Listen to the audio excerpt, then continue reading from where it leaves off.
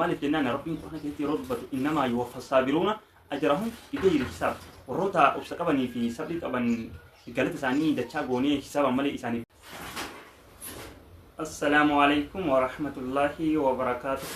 الشما هركفوني كم جرتو كبجمتوتا جالتمتوتا هردفتوتا چانالي إفابرو ين جرى جرتو بقى جراتن سنين جنة الرسمو فيديو بريدا سينا بريدو كيسا كابو في بورسا بلا بورسا غبابا يادا بلا كيسا كابو كباني سنين يعني تنجرى angga kopi iduma kenati ngordo baina garu santa hundurati subscribe like share gochumo waron video kana cakapata jirtan indagatina sinin jenna angga dumati yo dentamu seina ajaiba putonno bi moranno askesatti wahidu rabaratan hordok fi ajaiba yo hordok tanta he wahidu asra qayyabatan yokin argatan jadi yada insyaallah angga dumati na cakapachu dan nawalin imala sinin jeda maal sun yoo jettanii seenaa waa'ee abdii murachuu dhabuu irratti fi akkasumas obsa qabaachuun abdii murachuu dhabuu eessa akka nama geessuu fi namni obsa qabu tarkaanfilee fi rakkoolee hedduurra tarkaanfatee eessa akka gahu ka waliin ilaallu tahaa jechuudha. Sanitti seenuun duratti seenaa nama beekamaa fi hayyuu beekamaa yeroo ammaa keessatti addunyaan beektu wayii ibsa isiniif taasise. Achi booda seenaa nama sanii keessatti hedduu ka of laaltan ta'a. Maqaa nama sanii jalqaba irratti maqaa isaa isin kaasuu barbaada. Abrahaam Lincoln kan jedhamu. Abrahaam Lincoln jechuun pirezidaantii mootummaa Ameerikaa kan turedha. Mirga uummata adii fi uummata gurraachaa irratti aangoo kan qabudha. Inni immoo hojii isaa keessatti hojii dalaguu kana keessatti baay'ee jaalatamaa fi beekamtii guddaa kan argatedha. Uummata gurguddaa warroota hayyoota beekamoo ta'an keessaa nama tokkodha. Inni immoo seenaan isaa seenaa akkamii akka tahee fi seenaa akkamii keessa akka dabre seenaa ajaa'ibaa nama ajaa'ibsiisudha. Seenaa isaa irraa jalqaba irraa kaasnee hanga dhumaatti gaggabaabsinee ka waliin ilaallu ta'a. Inni kun Abrahaam Lincoln kun pirezidaantii mootummaa Ameerikaati jenneetiin jira. Sagantaa kanarraa bifa kamiin akka gahuu danda'e ka waliin ilaallu ta'a. Umriin isaa yeroo waggaa 21 gahutti daldala dhuunfaa mataa ofii eegale. Daldala dhuunfaa mataa ofii osuma daldalaa jiru kisaaraan hammana hin jedhamne kisaaraan guddaan isa mudatee daldala addaan kutee ture. Akkasuma waggaa 22ffaa moo abdii hin muranne itti deebi'ee waa'ee siyaasaa keessatti hirmaannaa taasise. Hirmaannaa waa'ee siyaasaa keessatti taasisee keessatti dorgommii sanillee hin tarre kufaatiin isa mudatee achumatti kufe. Waggaa 24ffaa moo itti deebi'ee daldala jalqaba eegale san ammallee daldaluu eegale. Osuma daldalaa jiru gaafa inni waggaa 2 xumuree daldala isaa itti fufuu kisaaraan lammataa isa mudatee ammallee daldala dhuunfaa ofii dhiise. Waggaa 26ffaa osuma inni akkasitti jiru namni inni akkaan jaalatu hiyyaan isaa wayii irraa duute. Yeroo kanas gaddi guddaan isa mudatee gadda keessa ture. Waggaa 27ffaa osuma inni akkasitti taa'uu bu'aa bahii hedduu qaxxaamuree obsaan adeemsa ofii kana milkeessuudhaaf osoo imaluu dhibeen ribuudhaa kan morga halaamsessu isa qabe. Yeroo kanas akkasumatti yaalamaa badadamaa dandamataa dhufe. Gaafa waggaa 34 gahu dorgommii siyaasaa taasise. Dorgommii siyaasaa taasise keessatti yeroo lammaffaatiif ammallee kufaatiin isa mudate. Kufaatiin isa mudatee jennaan ammas ittuma fufee abdii osuma hin muratin waggaa 45 gahe. Waggaa 45 waggaa gahullee dorgommii seenee dorgommii kana keessatti waggaa 45ffaa kana keessatti illee dorgommii kana keessatti kufaatiin isa mudate.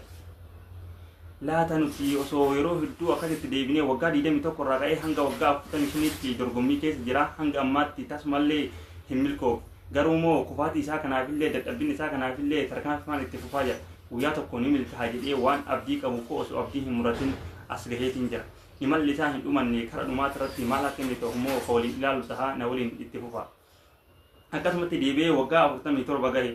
Waggaa 47 yogguu gahu immoo pirezidaantii mootummaa Ameerikaa ta'uudhaaf dorgommii taasise. Waggaa 47 gaafa dorgommuu taasisullee dorgommii kanallee hin milkoofne hin mo'atan. Ittuma fufee gaafa waggaa 49 gahu dorgommii mootummaa pirezidaantii Ameerikaa ta'uuf ammallee itti deebi'ee carraa isa lammaffaa pirezidaantummaadhaaf dorgome. Dorgommii kanallee taruu hin dandeenye ni mo'atamee jechaadha. Laata seenaan isaa baay'ee kan nama ajaa'ibudha. amma moo sagantaa milkaa'inaa irra gahuudhaaf dadhabbina yeroo dheeraa dabarse kana keessatti bu'aa bahii hedduu qaxxaamuree osoo bu'aa bahii dukkanaan dabalame keessa qaxxaamuree osoo deebaa jiru waggaa 52 gahe. Umriin isaa waggaa 21 irraa hanga waggaa 52 umrii dargaggummaa irraa ka'ee kara umrii jaarsummaatti hanga deebutti milkaa'ina waliin argine mudannoo kana keessatti immoo muuxannoo fudhataa ittiin dhufe malee gaafa waggaa 52 gahu immoo pirezidaantii mootummaa Ameerikaa ta'uuf dorgommii taasise. Gaafa kana dorgommii taasise kana tareenii ittiin milkaa'ee jennaan mootummaa pirezidaantii Ameerikaa tahee bulchuu eegalee jechaadha. Namni kun waggaa 21 irraa ka'ee hanga waggaa 52tti bu'aa bahiin inni keessa ture bu'aa bahii baay'ee nuti gaggabaabsinee ibsine malee rakkoo gurguddoo kanarra moo tarkaanfii bakka kanaan gahee milkaa'ina bareedduu argateetiin jira. Kanaaf wanti nuti asirraa seenaa kanarraa waan nu barannu maali? Waan fedheeyyuu yoo ta'u ta'e abdii murachuu dhabuu kan asirraa barannudha. Kanarratti immoo Rabbiin Quraana keessatti yeroo dubbatu inna Allaha ma'as saabiriin jedha. Inna Allaha ma'as saabiriin ani warroota obsa qaban wajjin tahaadhaa jedha. Kana jechuun maa inni Rabbiillee nama obsa qabu ni qarqaaraa jechuudha. Addunyaan tun jalqabumaayyuu wanti isin ittiin haguugamtee ittiin argamte rakkina kana moo nama jabatu keessa tarkaanfatee tarkaanfii imala karaa dheeratiin keessaa bahuu danda'aadha jechaadha. Rabbiin Quraana keessatti bakka waa'ee sabrii kana bal'isee dubbateetiin jira. Maaliif jennaan sabrii kanatu yoo obsi guddaan jiraate bakka guddaa gahuu danda'anii jechuudha. Namni mudannoo takkaa fi lama isa mudatee karamatti hafee bakkuma sanitti kufee hafaa imala ofii itti fufuu hin danda'u. Kanaafuu nuti imala keenya galmaan gahuudhaaf abdii murachuu jechuun obsa qabaachuu jechuudha. Namni obsa qabu galma barbaade fi bakka yaade gahaa jechuudha.